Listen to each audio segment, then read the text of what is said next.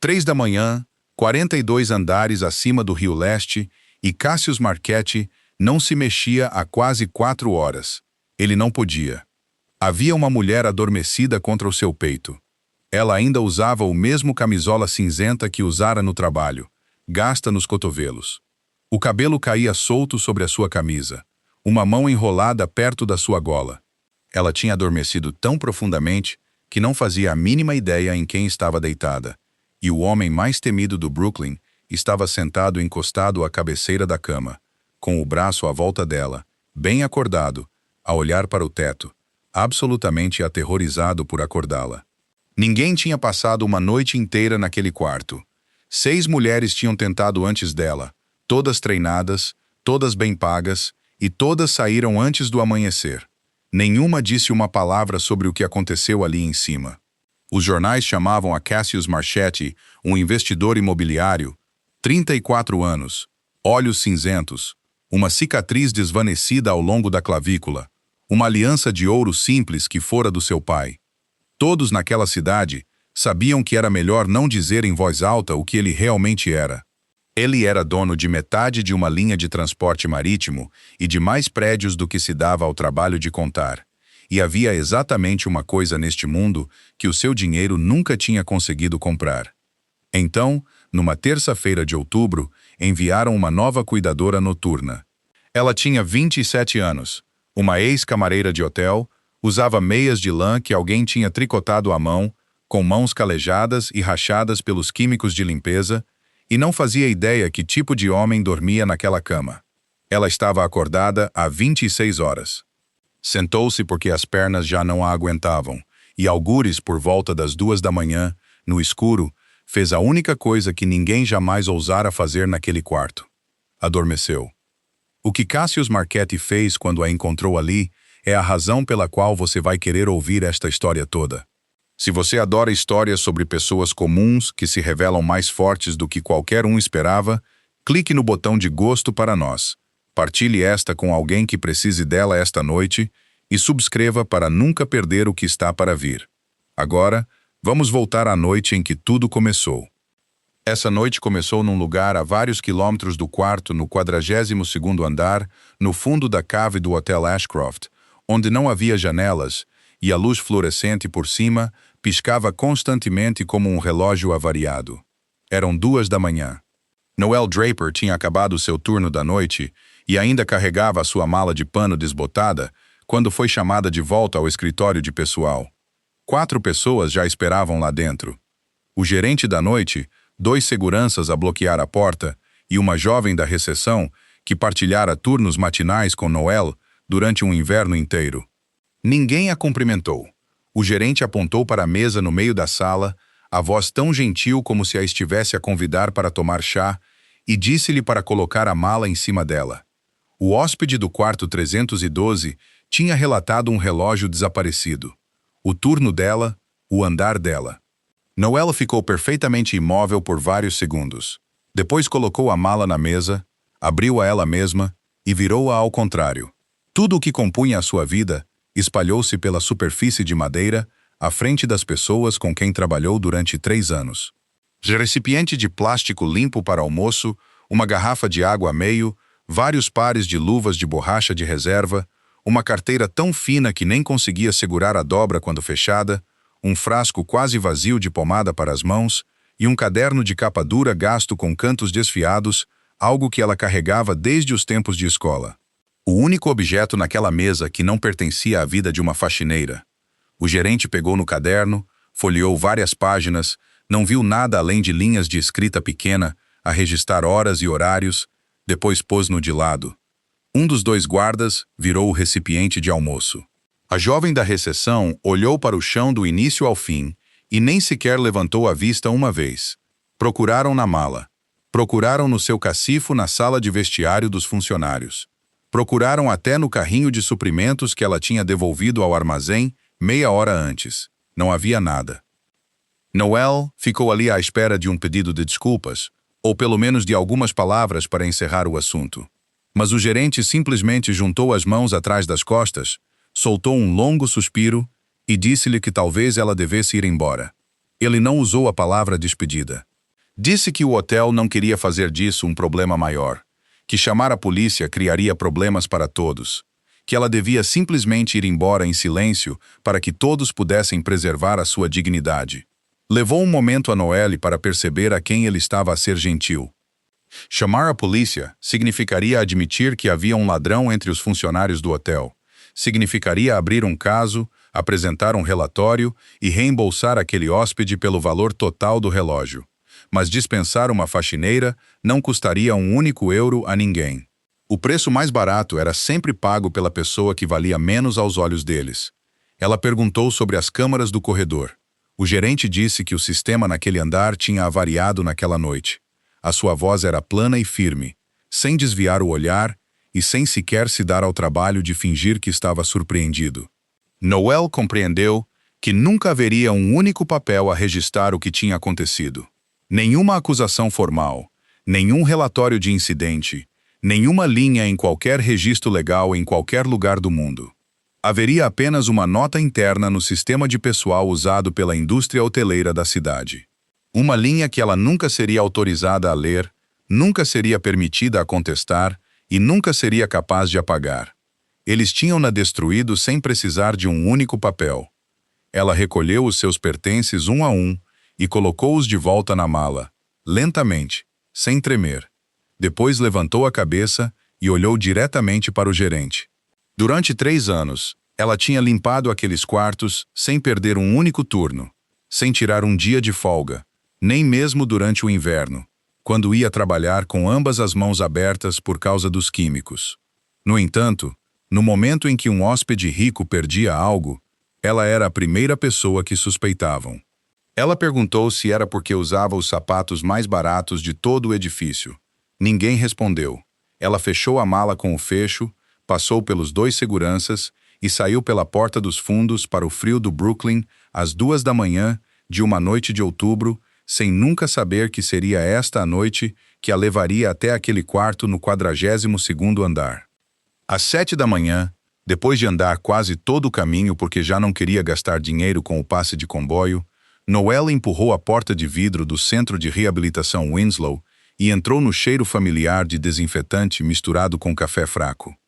Ellis estava sentado na cama, encostado a uma pilha de almofadas, com 19 anos e visivelmente mais magro do que estivera naquele verão.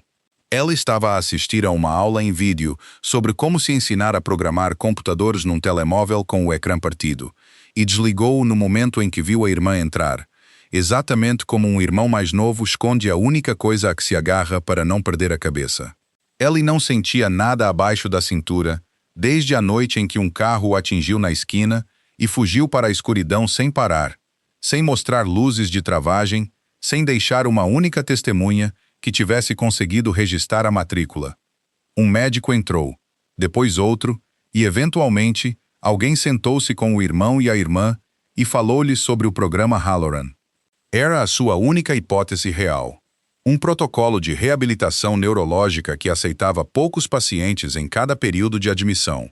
Alguns dos que eram aceites conseguiam levantar-se e andar novamente, enquanto outros não, mas pelo menos tinham uma chance. O problema era que a lista de espera era mais longa do que o tempo que o sistema nervoso de Ellis permaneceria responsivo.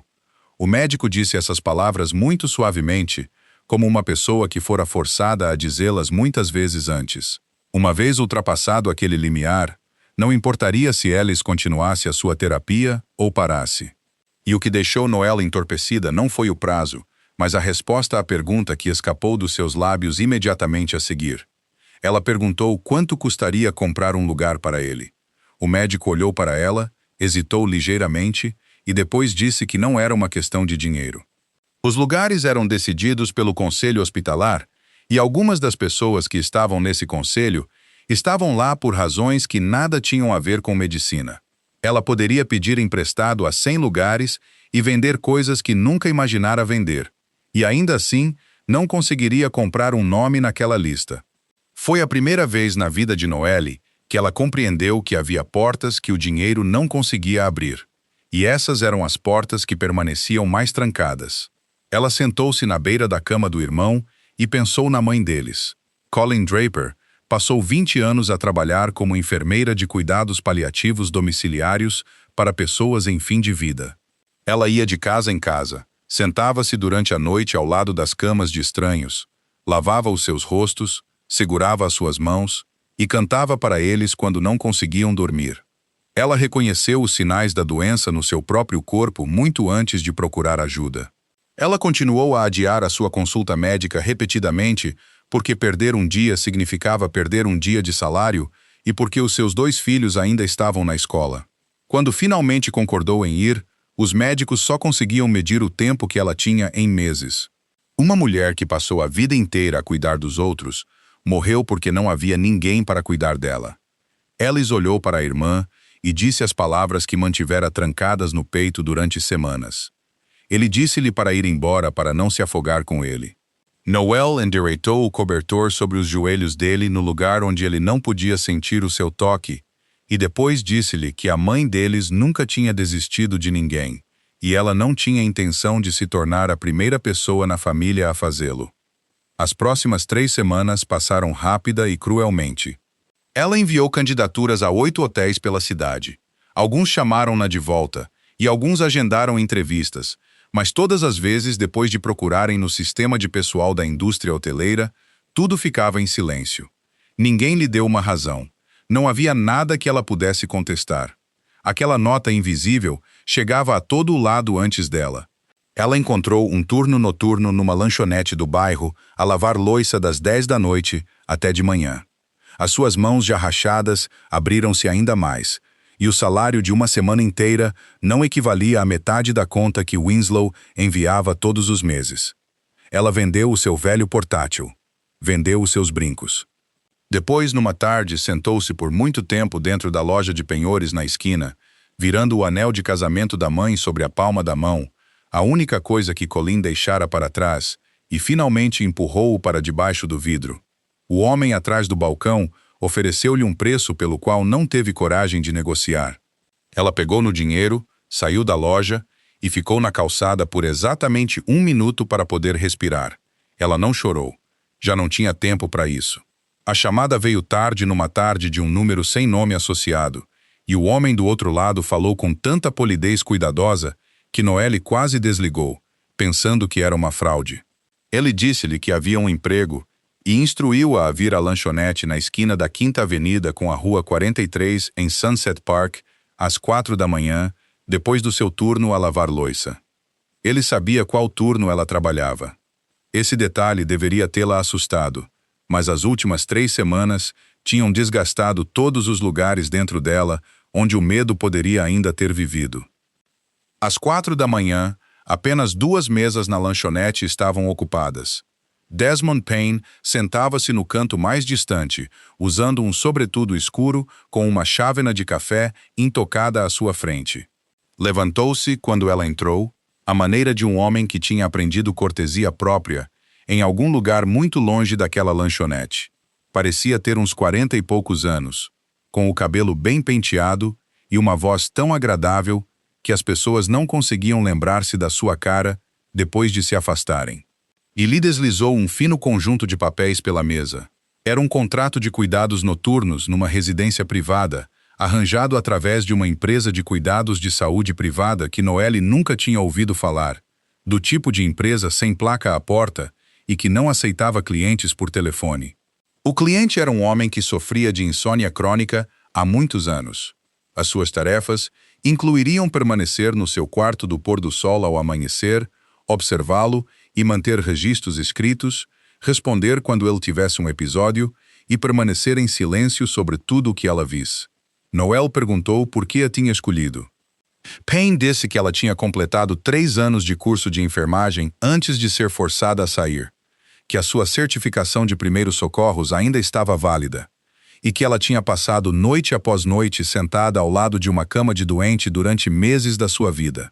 Algo que nenhum registro oficial mencionava, mas que ainda podia ser descoberto. Depois acrescentou que a lista de candidatos encolhera constantemente, pois 6 pessoas tinham aceitado a posição antes dela, e todas as 6 tinham partido. Noelle perguntou por que tinham desistido. Payne ficou em silêncio por um momento, virando a sua chávena de café na pires, depois respondeu que era por causa dos episódios às 3 da manhã. Ele explicou que o cliente era um homem grande e poderoso, e quando acordava no meio de um episódio, não sabia onde estava, não reconhecia a pessoa que estava à sua frente, e por aqueles primeiros segundos, já não era o homem que tinham visto mais cedo naquela noite. Ninguém tinha sido ferido. Payne deixou isso perfeitamente claro. Nenhum fio de cabelo em ninguém tinha sido tocado, mas testemunhar isso dentro de um quarto trancado era diferente. E havia uma segunda razão. Depois da primeira noite, todas as 6 pessoas tinham descoberto em cuja casa estavam. Payne não disse o nome. Ele apenas disse que naquela cidade havia certos nomes que as pessoas não diziam em voz alta, e eles tinham reconhecido um desses nomes enquanto caminhavam pelos corredores. Na manhã seguinte, demitiram-se. Nenhum deles pediu mais um cêntimo, e nenhum deles alguma vez repetiu uma única palavra sobre o que tinham visto. Noel sentou-se sem se mover. Pensou na conta que Winslow enviava todos os meses, no seu dedo nu depois daquela tarde na loja de penhores, e no que o médico disse sobre o tempo que o sistema nervoso de Alice permaneceria responsivo. Então ela perguntou quanto pagava a posição. Payne começou com uma cifra, e era justa, do tipo oferecido por um homem que sabia que estava a tentar comprar algo difícil de obter. Noel abanou a cabeça, tirou o papel do centro de reabilitação da sua mala, alisou-o na mesa de plástico e leu em voz alta o valor exato impresso na linha final. Não mais que €1. Payne fez uma pausa. Olhou para ela mais tempo do que o necessário, e naquele momento, a superfície lisa da sua polida cortesia deslocou-se ligeiramente, revelando algo perto de genuína curiosidade. Cada uma das 6 pessoas antes dela tinha negociado por mais.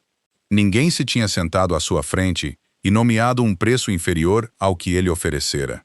Ele perguntou-lhe por quê. Noelle disse-lhe que não levaria mais do que o que lhe faltava. Ela precisava de o suficiente, senhor. O suficiente era um número muito específico. Payne tirou a caneta, mudou o valor escrito no contrato e empurrou-o pela mesa para a sua assinatura. O carro chegou para buscar precisamente ao pôr do sol, naquela terça-feira de outubro, e o motorista não disse uma única palavra durante toda a viagem.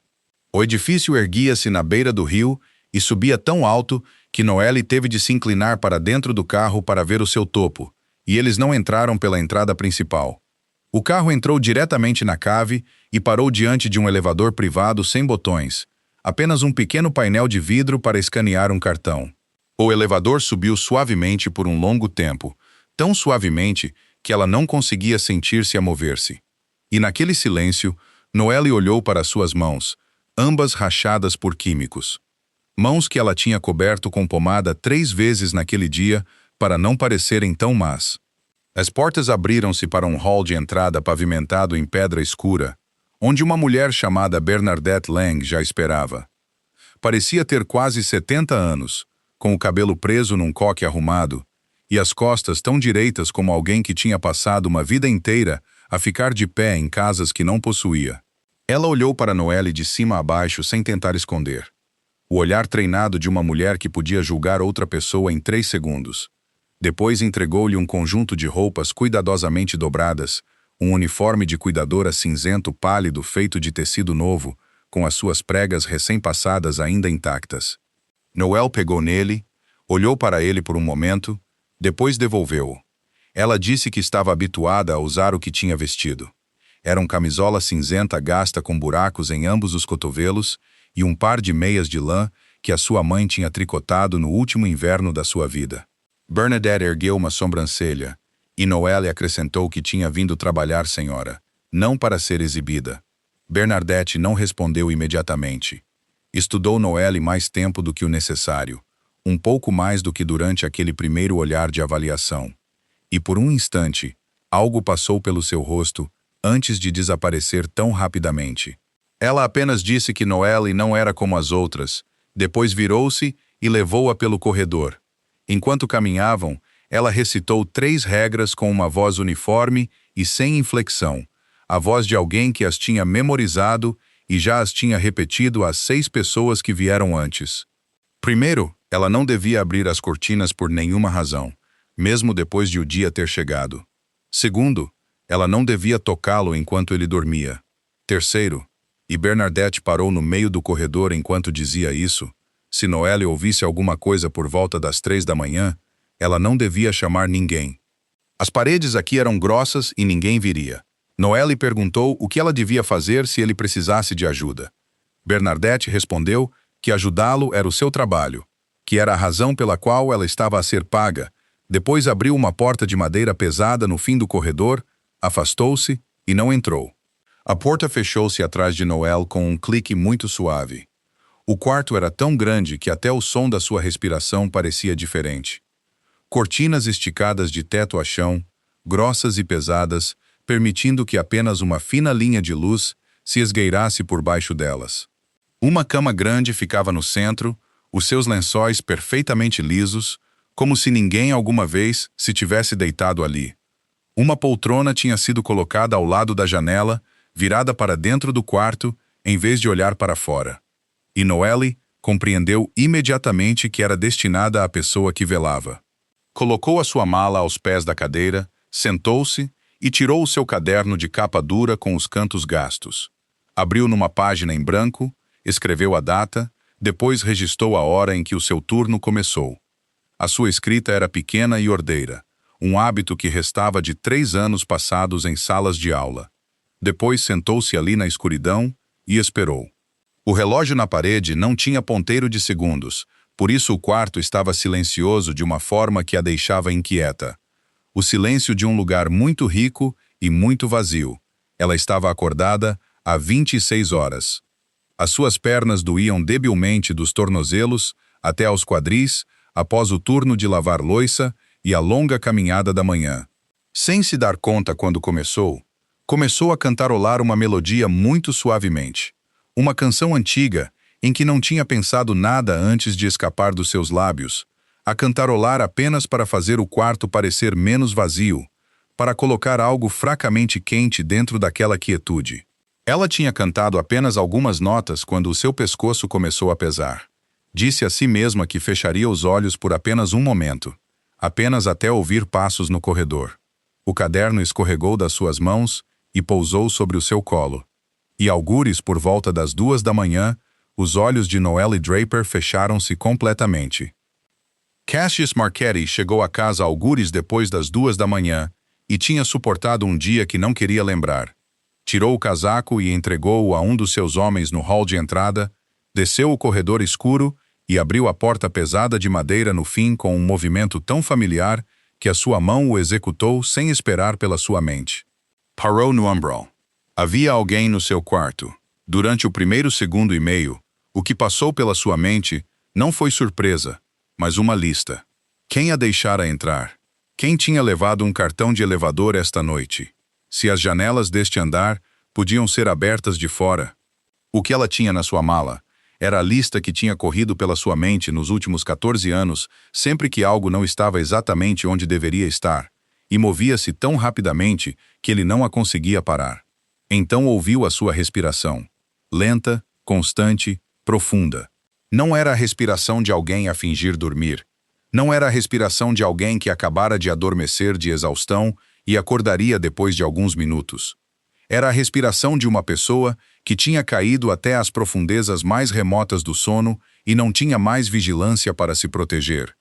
Ficou ali na escuridão por muito tempo e percebeu algo que o incomodou ainda mais do que a sua presença. Esta mulher estava a dormir no seu quarto sem ter medo dele. Não era porque ela fosse corajosa, era porque estava tão exausta que nem o medo tinha força suficiente para acordar. Ele tinha visto aquele cansaço nos rostos dos homens que trabalhavam nos cais, o tipo de exaustão que se acumulava ao longo de muitos meses, não ao longo de uma única noite. O instinto disse-lhe para chamar Bernadette para cima, enviar a mulher para baixo no elevador e pedir a alguém para determinar o que tinha acontecido de manhã. Ele não o fez. Nem sequer conseguia explicar a si mesmo por que não o fez. Caminhou mais perto, pegou no caderno que escorregara para a beira da cadeira, colocou-o na pequena mesa, depois deslizou os braços por baixo dela e levantou-a. Ela era mais leve do que ele esperava. Ela não acordou, Apenas inclinou a cabeça suavemente para o seu ombro como uma criança. E ele deitou-a no lado mais distante da cama, puxando o cobertor até aos ombros dela. Depois sentou-se do outro lado, as costas contra a cabeceira, e permaneceu acordado. Ele estava sempre acordado. Ao longo dos últimos 14 anos, ele tinha aprendido a sobreviver à noite sem dormir. Como dividi-la em pedaços e matar cada um com documentos, com chamadas telefônicas para a Europa, durante as horas em que as pessoas lá trabalhavam, ou ficando à janela a observar a água escura lá embaixo. Naquela noite, ele não fez nada disso. Simplesmente sentou-se e ouviu uma estranha a respirar constantemente do outro lado da cama. Não sabia quando adormeceu. Sabia apenas que acordou no meio disso. Não acordou verdadeiramente. Foi atirado do sono, o coração a bater descontroladamente no peito, suor frio a correr pela sua espinha. E a pior parte eram sempre aqueles primeiros segundos quando ele não sabia onde estava, não sabia que ano era, e o seu corpo já se tinha preparado para algo que acontecera há muito tempo. Levantou-se de um salto, a respiração a sibilar entre os dentes, ambas as mãos a agarrar o cobertor. Na escuridão, ele não reconheceu o seu próprio quarto. Então uma mão pousou no centro do seu peito. Não o agarrou, não o abalou, não o segurou. Simplesmente repousou ali, plana e quente, diretamente sobre o seu coração a bater, com peso suficiente para dizer a um homem onde ele estava, e que alguém estava ao seu lado. Depois veio o som de um cantarolar, muito suave, suspenso algures entre o sono e o despertar. A mesma melodia antiga que ela tinha cantado para o quarto vazio naquela noite. Ela não disse uma única palavra. Ela não estava totalmente acordada. Era algo que o seu corpo fazia sem envolver a sua mente. Um reflexo formado durante os últimos 4 meses que ela passara ao lado da cama da sua mãe, através das noites em que Colleen não conseguia dormir, e cada palavra de conforto se tornara sem sentido, quando Noelle aprendeu que ela não devia dizer nada, que ela só precisava de colocar a sua mão ali e cantar. O batimento cardíaco de Cassius abrandou. Ele não percebeu por quê. Ele só sabia que a parte dele que estava sempre preparada para algo terrível acontecer, a parte que não relaxara nem uma vez em 14 anos, de repente libertou o seu controle naquela noite. Ele deitou-se novamente. Ele não ousava mover-se porque tinha medo que a mão dela o deixasse. Olhou para o teto escuro e ouviu a melodia a suavizar-se gradualmente, depois a desvanecer-se completamente quando ela voltou a adormecer. E o homem cujo nome verdadeiro toda a cidade tinha medo de pronunciar, fechou os olhos no seu próprio quarto pela primeira vez em 14 anos, sem ter de contar nada. Noelle acordou por causa da luz, e o primeiro pensamento que lhe passou pela mente foi que tinha adormecido em algum lugar e ia chegar atrasada para o seu turno. Ela sentou-se antes de ter tempo de se lembrar onde estava. O cobertor escorregou dos seus ombros. Ela estava deitada numa cama que nunca tinha pretendido tocar, dentro de um quarto onde estava a ser paga para velar, não para dormir. E um homem sentava-se na poltrona ao lado da janela, virado para ela. As cortinas ainda estavam fechadas, com apenas uma fina faixa de luz a entrar por baixo delas, o suficiente para ela o ver. Ele sentava-se perfeitamente imóvel, os cotovelos apoiados nos joelhos, e ele estava sentado assim há algum tempo. Olhos cinzentos, uma camisa enrugada nos ombros, uma cicatriz fraca ao longo da clavícula e um anel de ouro simples, sem ornamentos na mão, que pendia frouxamente à sua frente. Ele não disse nada. Simplesmente observou-a com a expressão de um homem a tentar resolver um problema em que todos os números estavam corretos. Mas a resposta não podia ser real. Noelle saiu da cama tão rapidamente que quase tropeçou na perna da mesa. Disse que sentia muito. Disse que tinha adormecido. Disse que nunca tinha acontecido antes, nem uma vez, nem mesmo durante as noites em que ficara acordada sem interrupção até de manhã, e que sabia que tinha acabado de arruinar o trabalho de que precisava mais do que qualquer outra coisa no mundo. Ela inclinou-se para pegar no seu caderno da pequena mesa, as mãos a tremer ligeiramente.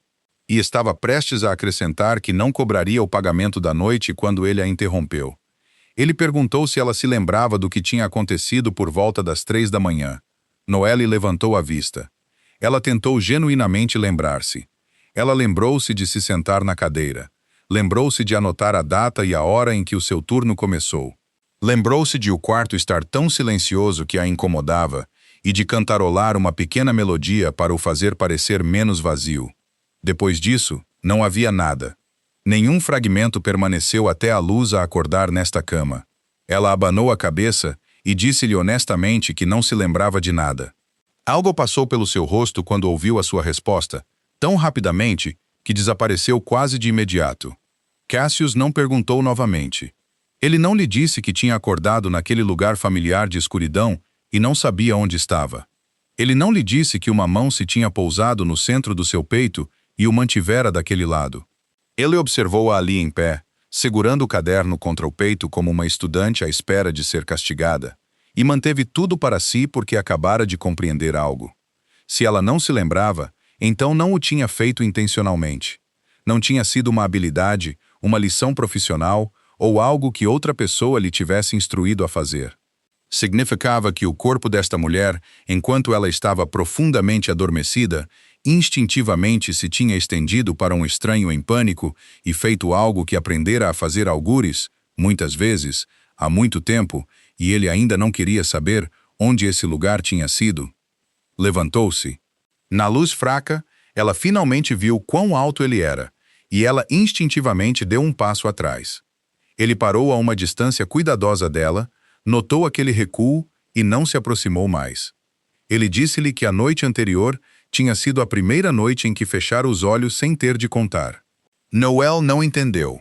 Ele continuou com uma voz calma, sem o mais pequeno traço de autopiedade, dizendo que durante 14 anos ele tinha sobrevivido a todas as noites dividindo-a em pedaços e contando até que cada um desaparecesse. Ele disse-lhe que muitas pessoas muito mais capazes do que ela, pessoas com muito mais treino formal, tinham sentado naquela mesma cadeira e não tinham conseguido fazer o que ela fizera enquanto dormia. Depois disse que precisava de saber por quê. Noelle permaneceu imóvel, as mãos apertando o caderno.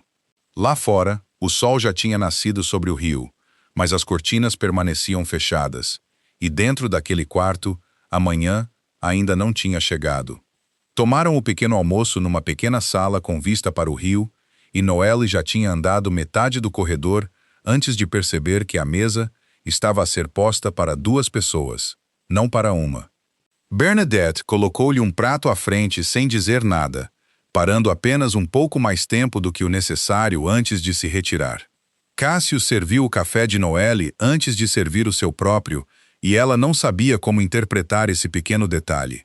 Ele foi direto ao assunto. Queria que ela ficasse, não por mais uma noite, mas permanentemente.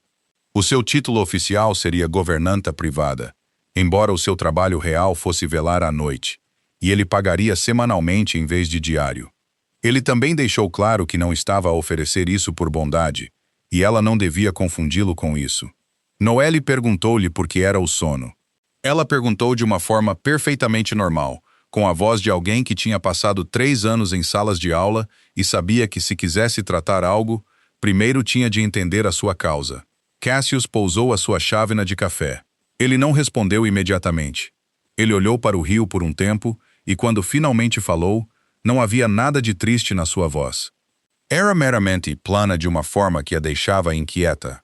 A planura de um homem que tinha repetido essa história dentro da sua própria mente muitas vezes.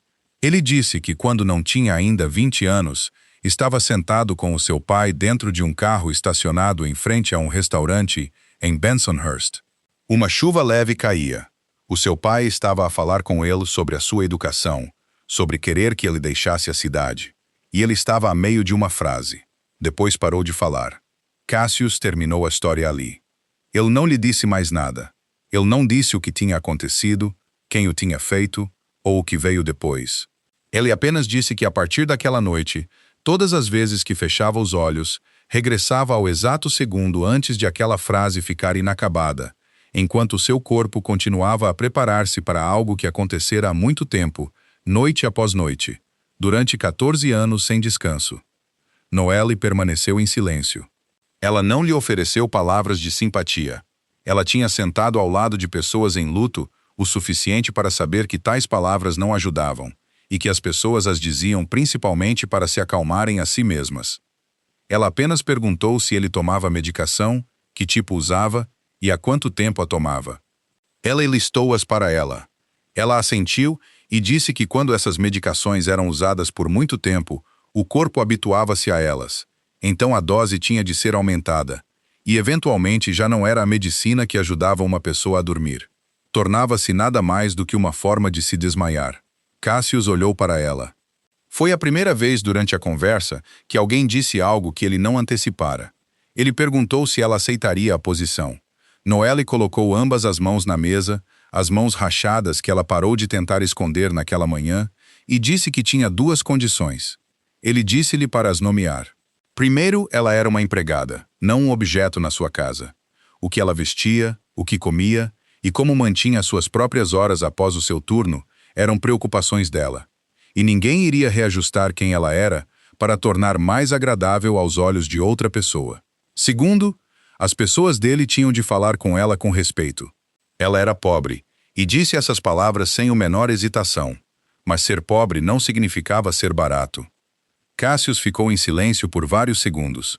Depois disse que ambas as condições eram aceites, falando com a voz de um homem que acabara de fechar uma porta, em vez de fazer uma promessa. Ele acrescentou que, se alguém na casa esquecesse a segunda condição, ela devia dizê-lo. Uma vez seria suficiente. Noelle estava prestes a questioná-lo quando alguém bateu à porta, e um homem entrou carregando um arquivo fino para Cassius. Ele olhou para ele sem qualquer alteração na sua expressão. Depois fechou-o. Ele disse-lhe que alguém a levaria à casa naquela tarde para recolher os seus pertences e que o seu quarto ficava no fim do corredor oeste, não nos alojamentos dos funcionários. Quando ela se levantou para sair, ele chamou-a de volta e fez uma última pergunta numa voz que a fazia soar quase incidental. Ele perguntou que canção ela estava a cantarolar na noite anterior. Noelle pensou por um momento. Depois disse que não tinha a certeza. Era uma canção muito antiga que ela tinha ouvido quando era criança, e nunca soubera o nome.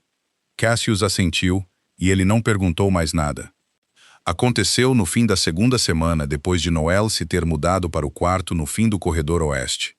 Naquela tarde, Bernadette pediu-lhe para levar uma bandeja de café para o grande escritório, e enquanto Noelle se aproximava, ouviu vozes lá dentro, muitas delas, embora ninguém falasse alto. A porta estava entreaberta pela largura de uma mão. Ela estava prestes a bater quando parou, porque o que vinha através daquela abertura estreita não era o som de uma discussão, mas um silêncio com peso nele. O tipo de silêncio que dizia a uma pessoa para não entrar. 7 ou 8 homens estavam encostados às paredes da sala, e no centro estava um jovem que não podia ter muito mais de 20 anos. As mãos cruzadas à frente do estômago, como um estudante chamado para a frente da sala de aula. Cassius sentava-se atrás da secretária. Ele não se levantou, não dobrou as mangas, nem fez nenhum dos movimentos que Noelle tinha visto homens fazerem antes de perderem a calma. Ele estava simplesmente a ouvir. O jovem disse que não sabia que alguém lhe tinha dito para assinar. Por isso ele assinou, e que acreditava que o envio já tinha sido inspecionado. Alguém na sala declarou o valor da perda, e Noelle não conseguiu ouvir a cifra claramente, mas viu os 2 homens mais próximos da porta mudarem de peso. Toda a sala estava à espera. Estavam à espera que Cassius batesse na mesa, à espera que ele gritasse, à espera da coisa que os homens naquele mundo sempre esperavam e tinham se habituado a ver.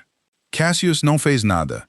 Ele fechou o arquivo à sua frente, afastou-o, depois falou com uma voz tão baixa que Noelle teve de prender a respiração para o ouvir através da abertura.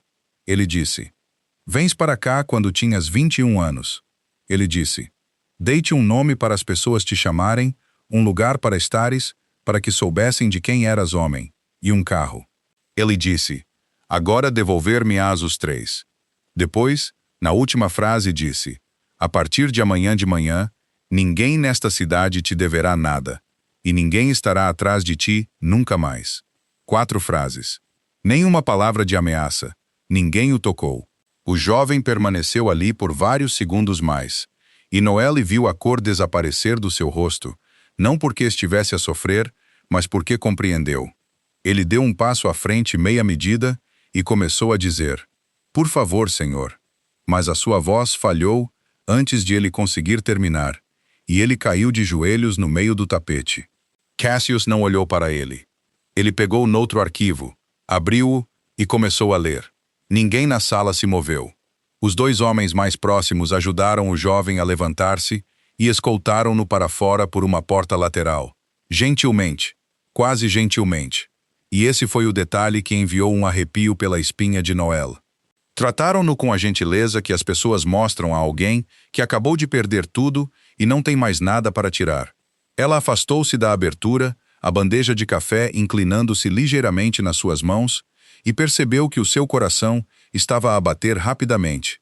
Durante as últimas 2 semanas, ela tinha começado a esquecer algo.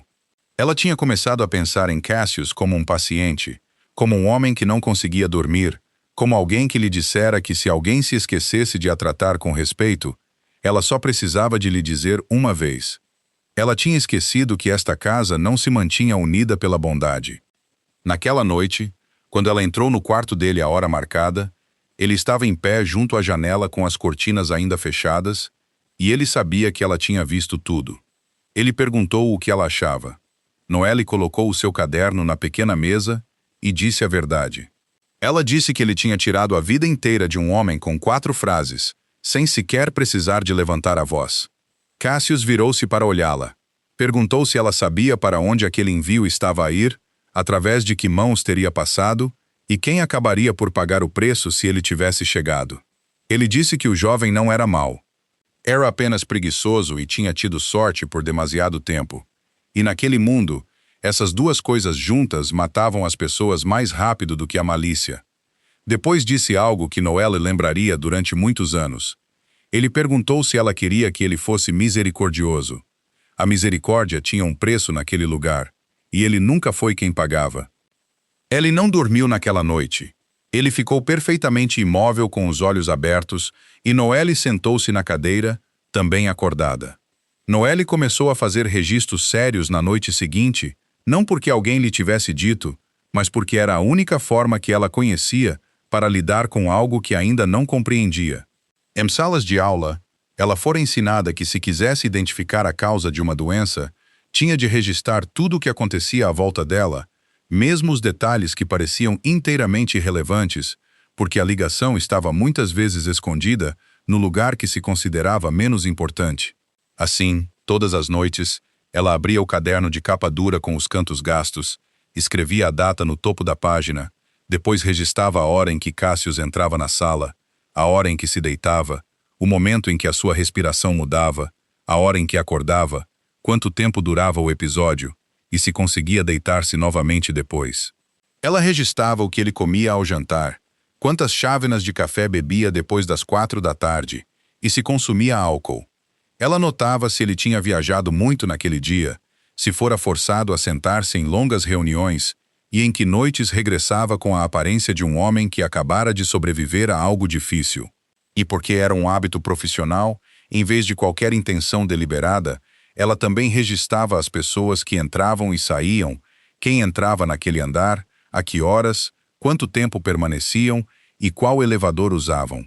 Em uma ocasião, ela escreveu que o Sr. Payne chegara pouco antes da meia-noite e partira 15 minutos depois. Nautra registrou que 2 estranhos tinham chegado juntos, e que ela não sabia os seus nomes. Ela anotou tudo em escrita pequena e ordeira, sem comentários ou julgamento, exatamente como fora ensinada a manter registros médicos. Ninguém alguma vez perguntou o que ela escrevia no caderno, e ela nunca imaginara que um dia alguém o faria. Ao fim de 3 semanas, os números começaram a falar. Nas noites em que Cassius chegava cedo à casa, comia um jantar adequado e não bebia café durante a tarde, os seus episódios vinham mais tarde e terminavam mais cedo. Nas noites a seguir a longas reuniões, vinham mais cedo e batiam mais forte. Ela começou a ajustar as pequenas coisas dentro do seu controlo. Mudou o chá que ele bebia à noite. Instruiu a cozinha a parar de servir café inteiramente depois das 4 e suportou o olhar de desaprovação do cozinheiro durante 2 dias completos. Desligou todas as luzes frias do quarto e substituiu-as por um velho candeeiro de mesa colocado num canto distante. Ela não posicionou a sua cadeira perto da cama, mas manteve uma distância cuidadosa, perto o suficiente para ele saber que alguém estava no quarto, mas longe o suficiente para que ele não se sentisse vigiado. Ao fim da quarta semana, o caderno continha uma linha que ela própria teve de ler 2 vezes. Ele dormiu 6 horas ininterruptas, sem episódios. Na manhã seguinte, ele desceu para o pequeno almoço e ela notou que os círculos escuros sob os seus olhos tinham desvanecido. Ela não o mencionou e ela também não, mas a partir desse dia, ele começou a demorar-se à mesa do pequeno almoço em vez de pegar no seu café e sair imediatamente. Emery Marquette apareceu numa dessas manhãs. Entrou na sala de jantar sem bater. Um homem alto com cabelo loiro escuro penteado para trás do rosto, e ele já estava a rir no corredor, o tipo de riso que pertencia a alguém habituado a ser bem-vindo onde quer que fosse. Ele era primo de Cassius, e Noel percebeu isso antes que alguém tivesse tempo de o apresentar, devido à forma como ele puxou uma cadeira e se sentou. Então ele notou-a. Olhou para o prato à sua frente, para a sua chávena de café, para o seu camisola gasto, depois virou-se para Cassius e comentou que a casa tinha ficado demasiado permissiva ultimamente, se até a empregada podia sentar-se à mesma mesa. Ele disse isso alegremente como se estivesse a fazer uma piada. Toda a sala ficou em silêncio. Noelle largou o garfo, mas não se levantou porque se prometera na noite em que deixou o Hotel Ashcroft que nunca mais se levantaria por causa de palavras como essas. Cassius não levantou a voz. Não bateu na mesa nem mudou a sua expressão. Simplesmente pousou a sua chávena de café e o som da porcelana a tocar na madeira ressoou claramente pelo silêncio. Ele disse que naquela casa, a pessoa que limpava os soalhos e a pessoa que se sentava à cabeceira da mesa comiam à mesma mesa. Depois disse que se o seu primo achava aquilo muito cheio, a porta ainda estava onde sempre estivera. Emery riu mais uma vez, mas o som caiu no meio da sala e ninguém o apanhou. Levantou-se, deu uma palmadinha no ombro de Cassius, disse algo sobre voltar mais tarde e saiu. Naquela noite, Noel registrou a hora a que Emery chegou e a hora a que saiu do edifício. A verdade desfez-se numa tarde quando Noel levou uma pasta de recibos de medicação para o escritório e encontrou a porta aberta pela mesma largura de uma mão como tinha sido naquele dia.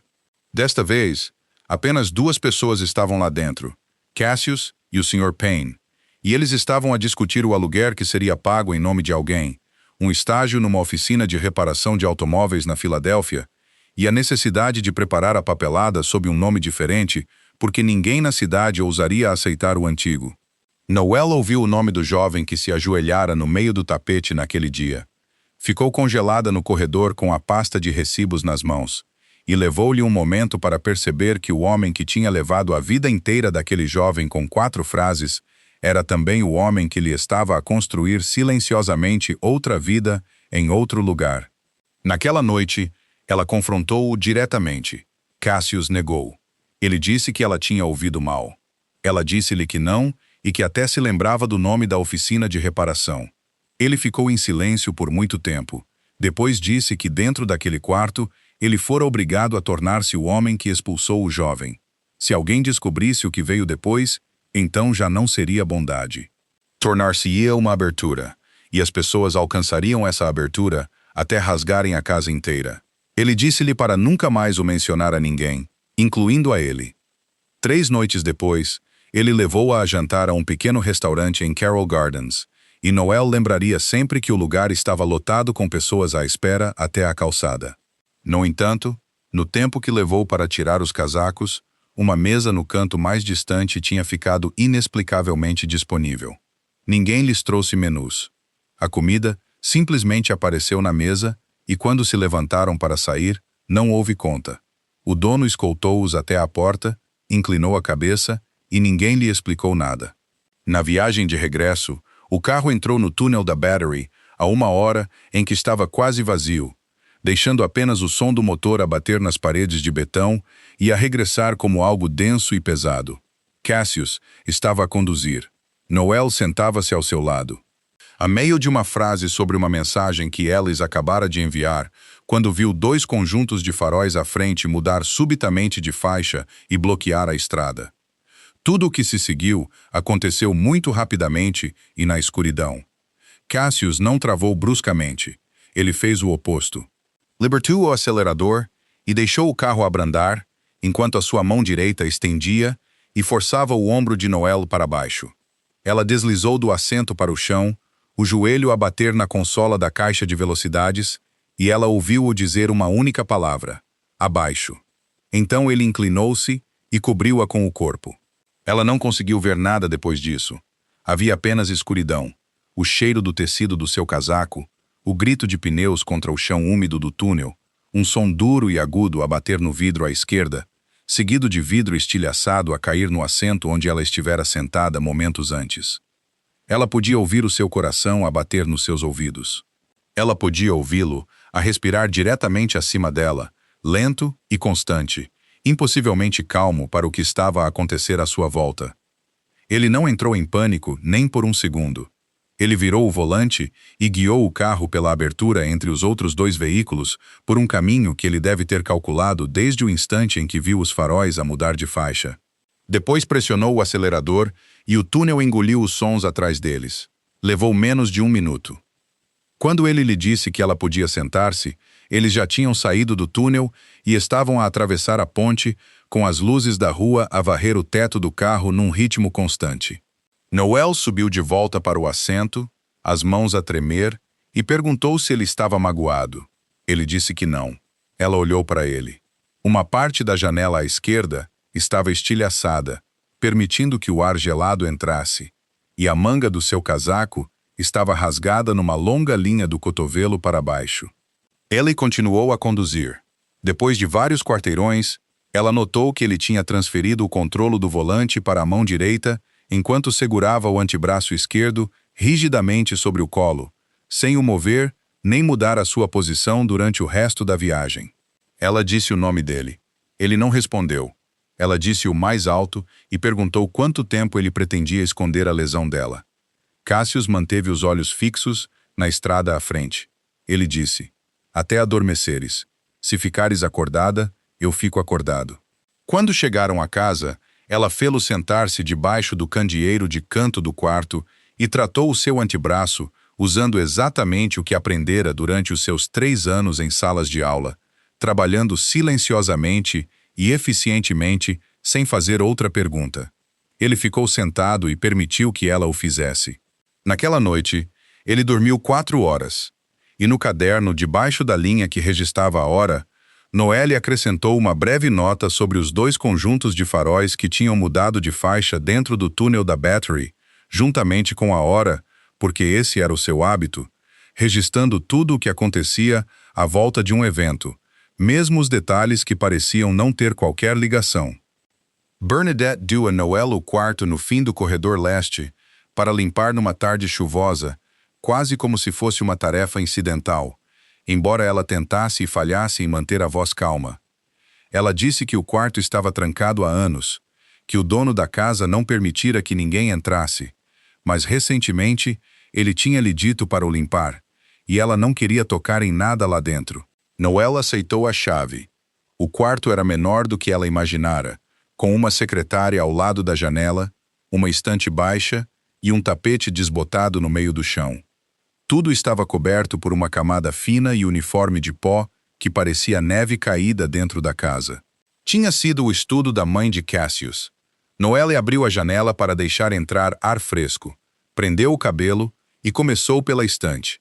Trabalhou lenta e cuidadosamente, com o cuidado de alguém que entendia que estava a tocar nos pertences de uma mulher morta na casa de outra pessoa. Na segunda gaveta da secretária, encontrou uma velha caixa de bolachas de lata, do tipo que as mulheres de uma geração anterior usavam muitas vezes para guardar papéis diversos. Lá dentro estavam vários cartões, um livro de despesas, algumas contas amareladas e, no fundo, várias fotografias instantâneas. Fotografias quadradas com bordas brancas grossas, cujas cores tinham desvanecido para amarelo. Ela folheou-as sem pensar. A terceira fotografia parou à sua mão. Mostrava uma mulher magra sentada numa cadeira de rodas ao lado de uma janela, um lenço enrolado à cabeça, sorrindo. Em pé atrás da cadeira de rodas, com ambas as mãos nos manípulos, estava uma enfermeira vestindo um casaco azul pálido. Noelle olhou para a foto por muito tempo. Estudou o coque baixo, a ligeira inclinação do ombro esquerdo e a forma como ambas as mãos repousavam nos manípulos da cadeira de rodas, com os polegares dobrados para dentro. Ela tinha olhado para aquelas mãos durante toda a sua infância. No verso da fotografia estavam várias palavras em caneta esferográfica, traçadas na escrita trêmula de alguém num leito de doente. Havia apenas uma linha. Hoje ela cantou para mim e eu consegui dormir. Não havia nome. Não era necessário nome. Noelle baixou-se sobre o tapete desbotado no meio do quarto com a fotografia na mão e permaneceu ali por muito tempo sem chorar, ouvindo apenas um zumbido nos ouvidos, enquanto o quarto parecia fechar-se à sua volta. A sua mãe estivera dentro daquela casa. A sua mãe tinha caminhado pelo mesmo corredor que Noelle caminhava todas as noites. A sua mãe tinha sentado ao lado de uma cama, em algum lugar daquele andar, durante as noites em que a mulher na fotografia não conseguia dormir, e ela tinha feito o que fizera por todos a quem se importava durante aqueles 20 anos. Ela não tinha dito nada. Ela tinha colocado a sua mão e tinha cantado. E a velha melodia que Noelle tinha cantarolado na escuridão na sua primeira noite, a canção cujo nome ela não conseguia lembrar e acreditara ter ouvido algures durante a infância, já tinha ecoado por esta própria casa, muito antes de ela alguma vez pôr o pé lá dentro. Ela não ouviu os seus passos. Cassius estava no umbral com uma mão ainda apoiada no batente da porta, os olhos fixos na fotografia na sua mão.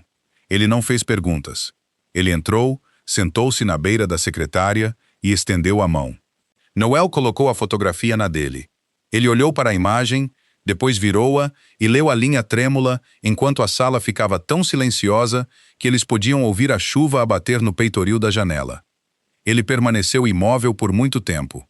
Depois, com uma voz rouca, disse que também estivera na casa durante aquele inverno, que ainda se lembrava de noites em que passava pela porta da mãe e ouvia canto lá de dentro, e que nunca pensara em perguntar quem era. Ele disse que era muito jovem então e acreditava que haveria muitas mais noites como essas. Noelle permaneceu sentada no tapete. Muito suavemente, disse-lhe que a sua mãe tinha passado 20 anos a cuidar de pessoas, mudando-se de uma casa para outra, e que quando vinha para casa, raramente falava muito, e nunca dizia aos seus filhos o que tinha acontecido dentro daquelas casas. Só agora Noelle entendia por quê.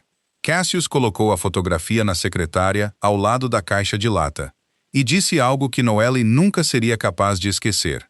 Ele disse: "A tua mãe cantou a minha mãe para dormir. Depois tu cantaste-me para dormir." Perguntou se ela acreditava em dívidas. Ele acreditava e agora devia uma dívida a duas mulheres, nenhuma das quais ele poderia pagar. Lá fora da janela, a chuva continuava a cair. Nenhum deles disse mais nada. Na semana seguinte, Cassius chamou-a ao escritório de manhã e empurrou um conjunto completo de documentos pela secretária, necessitando apenas da sua assinatura. Era um formulário de autorização de cuidador médico. Assiná-lo significava que, a partir de então, ela teria acesso aos seus registros médicos completos, permissão para falar diretamente com o seu médico tratante e autoridade para tomar decisões se ele se tornasse incapaz de as tomar sozinho. Ele também lhe deu o código do pequeno cofre no seu quarto, onde ele guardava a sua medicação e cópias dos seus registros médicos, caso ela precisasse de chamar um médico no meio da noite e ele não pudesse falar. Noelle leu a página final, depois olhou para cima e perguntou se ele tinha a certeza. Ela disse que estava lá há apenas alguns meses, e que as pessoas geralmente assinavam documentos como estes para um cônjuge ou um familiar próximo. Cassius disse que não tinha esposa, e que o seu parente mais próximo lhe dissera recentemente que a empregada não devia ser permitida a sentar-se à mesma mesa. Ele disse-lhe para assinar. A Dr. Genevieve Hart chegou na sexta-feira à tarde. Uma mulher com quase 60 anos e cabelo prateado curto, carregando uma mala de couro gasta nos cantos. Ela falou com Cassius durante meia hora no escritório, depois saiu e encontrou Noelle no corredor. Perguntou se Noelle era a pessoa que acabara de assinar a autorização. Depois disse-lhe para se sentar.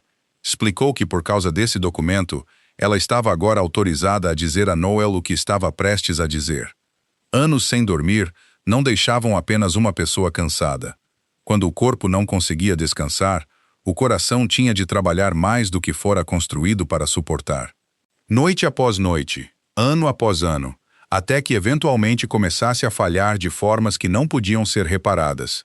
Ela mostrou a Noel vários resultados de exames e apontou para as linhas que Noel uma vez aprendera a ler em salas de aula, e Noel compreendeu imediatamente o que a doutora não dizia em voz alta.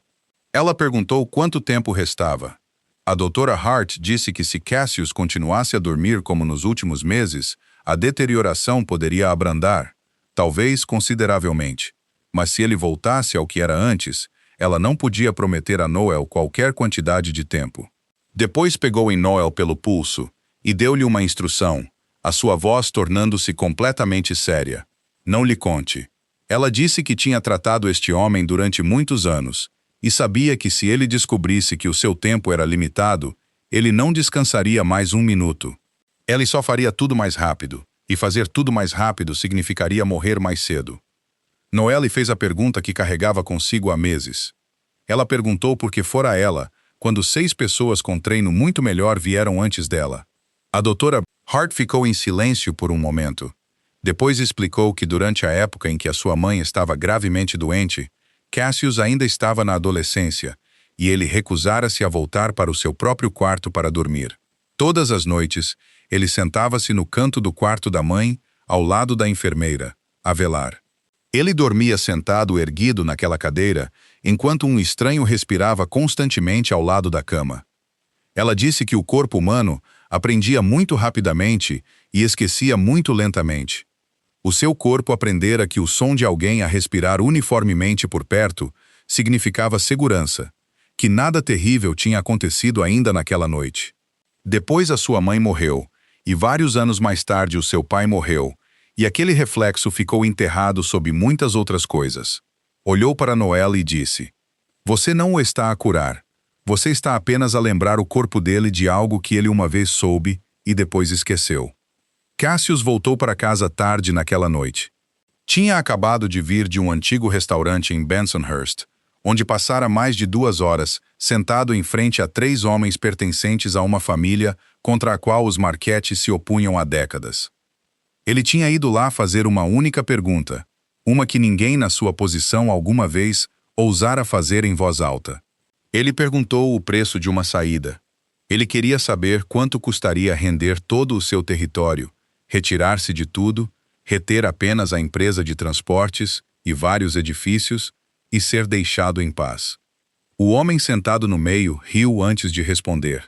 Depois, nomeou uma cifra tão absurdamente alta que já não era um preço. Era outra resposta falada através de números. Cassius nem aceitou nem recusou. Ele agradeceu-lhes, levantou-se e saiu. Mas naquela mesma noite, antes que o seu carro cruzasse sequer a ponte, um telefonema foi feito da sala atrás do restaurante. A pessoa que o recebeu foi Emery Marchetti. Emery Marchetti esperava-a fora do Centro Winslow numa tarde de quinta-feira. Encostado ao seu carro como se já estivesse ali há 1 hora, e ele cumprimentou-a com a mesma voz alegre que usara à mesa do pequeno almoço. Disse que não viera para a incomodar e que apenas passava por ali. Depois recitou o nome completo de Alice, a sua idade, o nome do seu médico tratante e até o ponto para além do qual o seu sistema nervoso não responderia mais. Noel ficou perfeitamente imóvel. Emory tirou um envelope de dentro do seu casaco, mas não o ofereceu imediatamente. Ele apenas o segurou na mão. Disse que detinha um lugar no conselho do hospital que administrava o programa Halloran. Disse que uma lista de espera era organizada por seres humanos, e tudo o que os seres humanos organizavam podia ser reorganizado. O seu irmão poderia entrar no próximo ciclo de admissão, no próximo mesmo, e ele disse isso tão casualmente como alguém a oferecer uma chávena de chá a outra pessoa. Depois contou-lhe o resto. Ele só precisava da agenda de Cassius. Para onde Cassius ia, com quem se encontrava, a que horas, que carro usava, e quais noites ele dormia, e quais noites ele não dormia. Era tudo. Ninguém seria prejudicado, enfatizou. Afinal, Ele era membro da família. Noelle olhou para o envelope na sua mão e, naquele exato momento, viu o seu irmão a levantar-se novamente, a caminhar novamente, contando cada passo que dava pelo corredor do centro de reabilitação. Ela viu-o tão claramente que doeu. Depois pensou na sua mãe em pé atrás da cadeira de rodas na fotografia antiga, ambas as mãos nos manípulos, os polegares dobrados para dentro. Ela disse a Emory que não aceitaria. Ainda a sorrir, ele perguntou se ela entendia o que tinha acabado de recusar. Ela disse-lhe que entendia perfeitamente, e era precisamente por isso que o estava a recusar. Depois entrou diretamente no centro, sentou-se com Alice por 1 hora, falou sobre os vídeos de programação que ele estivera a ver e não contou uma única palavra ao seu irmão. Quando regressou à casa naquela noite, também não contou a mais ninguém. 3 dias depois, veio uma noite perfeitamente comum. Uma noite que Noelle mais tarde lembraria mais claramente do que qualquer outra noite da sua vida. O chefe de cozinha estava de folga. Bernadette fora para a casa da filha e apenas 2 pessoas permaneceram em todo o andar. Noelle desceu para a cozinha com a intenção de fazer uma taça de noodles para si, e Cassius seguiu-a. Ele ficou na porta com as mãos nos bolsos, a observá-la atirar uma panela como se estivesse a testemunhar algo profundamente desconhecido. Ela perguntou se ele sabia cozinhar. Ele disse que podia fazer um prato. Aquele prato acabou por ser ovos estrelados, e ele queimou-os. Ele olhou para a panela com a expressão solene de um homem a examinar um contrato. Depois disse que quando era jovem, uma vez cozinhara o mesmo prato para sua mãe. Ela comera cada dentada, e só muitos anos depois ele compreendeu que ela terminara porque o amava, não porque tivesse bom sabor. Ela continuou a contar-lhe pequenas histórias assim, enquanto ela mexia os noodles. Histórias sobre a vez que ele faltara à escola para ver os navios no porto e o seu pai o apanhara, e sobre como o anel que ele usava tinha caído num ralo de tempestade e ele passara uma tarde inteira deitado na calçada a tentar recuperá-lo. Noelle riu. Era uma risada real, um som que escapou antes que ela pudesse detê-lo, e imediatamente depois ela percebeu há quanto tempo não ria assim. Cassius ficou em silêncio. Ele olhou para ela como fizera naquela primeira manhã, com a expressão de um homem a tentar resolver um problema cuja resposta não podia ser real. Comeram ao balcão da cozinha, 2 taças, sem mesa de jantar, sem ninguém lá para servir ou limpar. Depois, ela lavou os pratos enquanto ele estava ao seu lado, a secá-los desajeitadamente, e num ponto, as suas mãos tocaram-se sobre uma tigela molhada. Nenhum deles se afastou. Ela olhou para cima. Ele baixou a cabeça. O beijo foi breve e contido, quase cauteloso. O tipo de beijo que as pessoas partilham quando sabem que estão a cruzar uma fronteira da qual nunca poderão voltar atrás. Cassius foi quem parou primeiro. Ele recuou meia medida, pousou o pano de cozinha e disse que a tinha contratado para entrar na sua casa. Disse que era o maior arrependimento da sua vida. Depois disse-lhe que a partir daquele dia em diante, ela podia sair sempre que quisesse. Ninguém a impediria ou a questionaria, e o seu salário continuaria a ser pago na íntegra. Ele apenas esperava que sempre que ele abrisse os olhos de manhã, ela ainda estivesse lá. Naquela noite, ele dormiu sem interrupção até de manhã. O episódio veio 4 noites depois, e foi o pior que Cassius sofreu desde que Noelle entrou na casa pela primeira vez. Ele chegou tarde à casa, não comeu nada, e ela já tinha escrito no seu caderno que algo parecia errado desde o momento em que ele entrou no corredor sem cumprimentar ninguém. Por volta das 3 da manhã, ele levantou-se de um salto e, desta vez, ele não a reconheceu. Ela chamou o seu nome 2 vezes, mas ele olhou através dela como se ela não estivesse lá. A sua respiração a sibilar, enquanto seus dedos apertavam a borda da cama com tanta força que os seus nós dos dedos ficaram brancos. Ela aprendera que não devia tocá-lo nesses momentos. Ela só podia falar com firmeza e lentidão, e ela fez exatamente isso até ele fechar os olhos e colapsar de volta contra a almofada. O seu corpo encharcado de suor e o seu coração a bater descontroladamente debaixo da sua camisa. Ela verificou o seu pulso e não gostou do número que contou. Ela lembrou-se dos resultados dos exames que a doutora Hart lhe mostrara e do aviso que a doutora dera, e decidiu ligar-lhe naquela mesma noite. Mas a doutora Hart perguntaria sobre a dosagem da sua medicação, o ajuste mais recente e os detalhes registrados nas cópias dos seus registros médicos. Assim, Noelle aproximou-se do pequeno cofre embutido na parede atrás da porta do armário. O cofre cujo código Cassius lhe tinha recitado no dia em que assinara a autorização e introduziu esses números pela primeira vez desde que ele os confiara a ela. O cofre abriu-se. Lá dentro estavam caixas de medicação, um conjunto de registros médicos num fichário azul, um envelope grosso cheio de dinheiro e, na parte inferior, outro arquivo com uma capa de cartão castanho e uma etiqueta presa à sua lombada. O nome da sua família estava escrito naquela etiqueta. Ao lado dela estava uma data que Noelle não precisou de examinar de perto porque era uma data que ela carregaria para o resto da sua vida, o dia em que alguém a chamara pouco antes do amanhecer para dizer que o seu irmão estava a ser levado para o hospital. Ela ficou congelada em frente ao cofre aberto enquanto as suas mãos ficavam lentamente frias. Ela não tirou o arquivo. Apenas tirou o fichário azul médico, fechou o cofre e saiu para o corredor para ligar a doutora Hart com uma voz tão calma que até Noelle achou estranho. Na manhã seguinte, depois de Cassius ter acordado e ter conseguido sentar-se erguido, ela colocou o seu caderno noturno na mesa e perguntou-lhe diretamente por que é que algo com o nome Draper estava dentro do seu cofre. Cassius permaneceu em silêncio por exatamente 3 segundos. Depois levantou-se, caminhou até ao cofre, abriu-o, retirou o arquivo castanho e colocou-o na mesa à frente dela. Empurrou-o para ela. Ele não negou nada. Disse-lhe para o abrir e ver por si mesma. Lá dentro estavam fotografias da cena, uma cópia de uma declaração interna, os números de identificação da estrutura e do motor de um veículo, o nome do condutor, e esse homem ainda estava a trabalhar como motorista privado de Emery Marquette. Havia também uma cópia do relatório policial e do documento original, e os 2 relatórios não coincidiam. Noelle folheou as páginas uma a uma, e as suas mãos tremeram tanto que ela podia ouvir o papel a tremer. Cassius falou com a voz mais plana que possuía.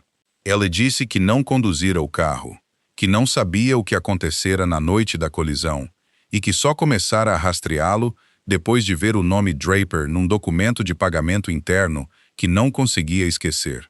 Depois, contou-lhe a parte que foi mais difícil de ouvir, que era também por isso que ele concordara em deixá-la entrar na sua casa. Ele mantivera ali para descobrir o que ela sabia. Ele queria determinar se a mulher com aquele nome fora enviada por outra pessoa. Disse que demorara várias semanas a perceber que ela não sabia nada, que ela só estava a tentar salvar o seu irmão, e foi nessa altura que ele começou a perder o sono por uma razão completamente diferente. Noelle ouviu tudo. Ela pousou o arquivo. Depois fez-lhe uma pergunta que ele não antecipara. Ela perguntou o que mais ele estava a guardar. Cassius olhou para ela. Depois regressou ao cofre, tirou um pequeno cartão de memória e colocou-o na mesa ao lado do arquivo.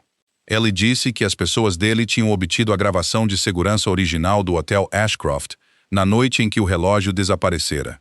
A gravação mostrava claramente quem o tinha colocado dentro do seu carrinho de suprimentos. Era um dos homens de Emery.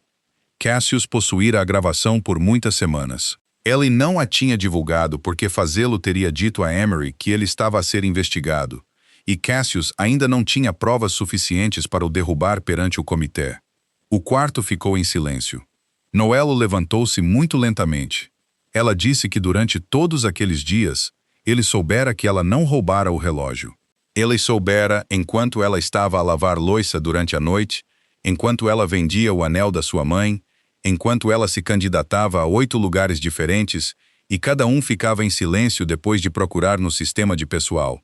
Ela disse que ele alegara respeitá-la. Respeito teria significado dizer-lhe no próprio dia em que soube a verdade. Cassius não se levantou. Ele disse que ela estava certa e que não tinha resposta com que discutir. Noelle tirou a chave do seu quarto do anel, colocou-a na mesa entre o arquivo e o cartão de memória, depois saiu. Ele não a chamou.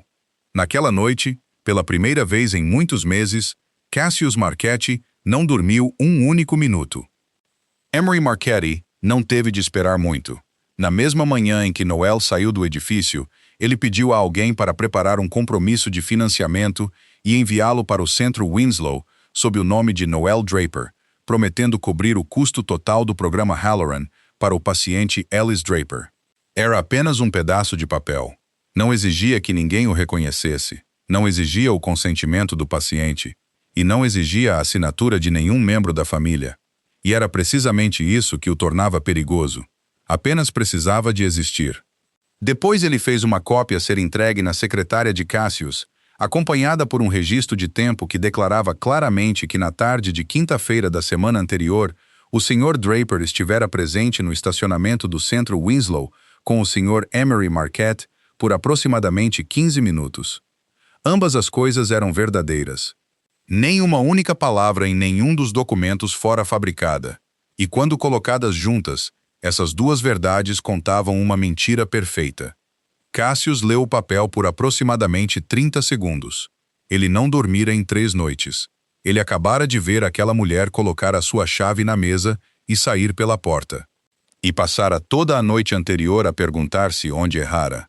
Agora, à sua frente, estava uma reunião privada que ela nunca mencionara e uma enorme soma de dinheiro oferecida em seu nome, ligada à própria coisa que nem toda a sua fortuna conseguia comprar.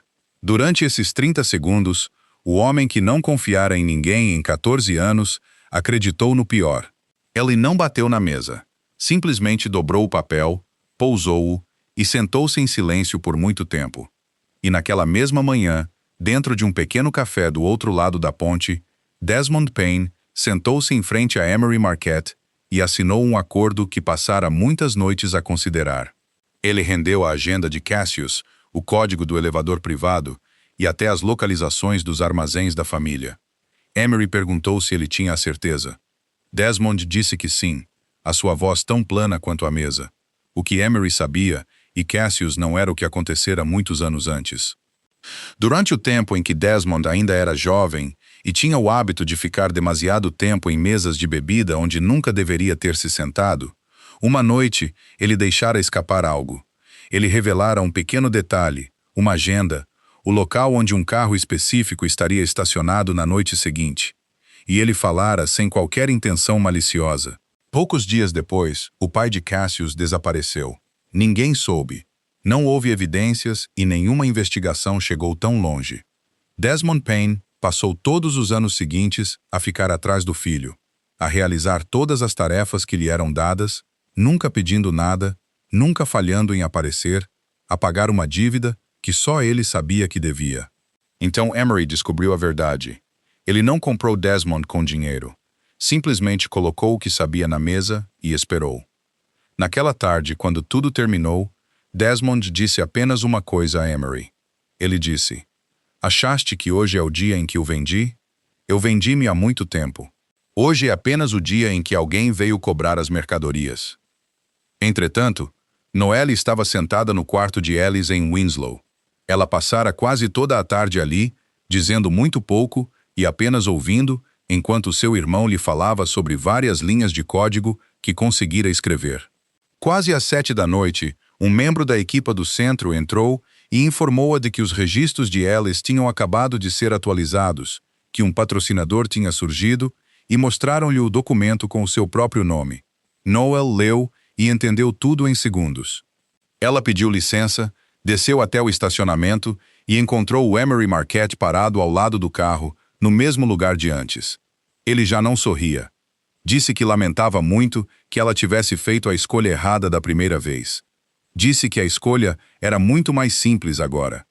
Em seguida, pediu para ela entrar no carro. Noel perguntou o que aconteceria se ela recusasse. Emery olhou na direção do centro, onde a luz na janela do Ellis ainda estava acesa, e disse apenas que seu irmão seria transferido pela manhã. E como ele fazia parte do conselho, sabia exatamente para onde o mandariam. Então abriu a porta do carro e esperou. Noel encarou a janela iluminada por mais um momento e, em seguida, entrou no carro. O armazém ficava à beira da água, em Red Hook, um bloco baixo de concreto onde o vento que soprava da baía emitia um som oco e lúgubre noite adentro. Noel foi levada para uma sala pequena perto dos fundos, contendo uma mesa, uma cadeira, uma luz no teto e um relógio antigo na parede, cuja segunda mão podia ser ouvida se movendo a cada tic-tac. Ninguém a tocou. Alguém até lhe trouxe um copo d'água e o colocou educadamente na mesa à sua frente, e essa educação a assustou mais do que qualquer outra coisa. Emery sentou-se de frente para ela, tirou o casaco, colocou o telefone na mesa e disse que já tinha ligado para Cassius. Ele havia dado a Cassius 90 minutos. Dentro desses 90 minutos, Cassius teria que aparecer e assinar os documentos que esperavam dentro da pasta de couro de Emery, documentos que transferiam toda a autoridade operacional, a empresa de transportes e os edifícios para o nome do seu primo. Emery apontou para o relógio e disse que, após o tempo expirar, ele não podia prometer nada. Então acrescentou um detalhe que claramente o agradou. Disse que havia deliberadamente esperado até esta semana em particular, porque sabia que Cassius não dormia há 3 noites. Um homem que não dormia há 3 noites não tinha mais mãos firmes nem mente afiada, e assinaria qualquer coisa que lhe fosse apresentada.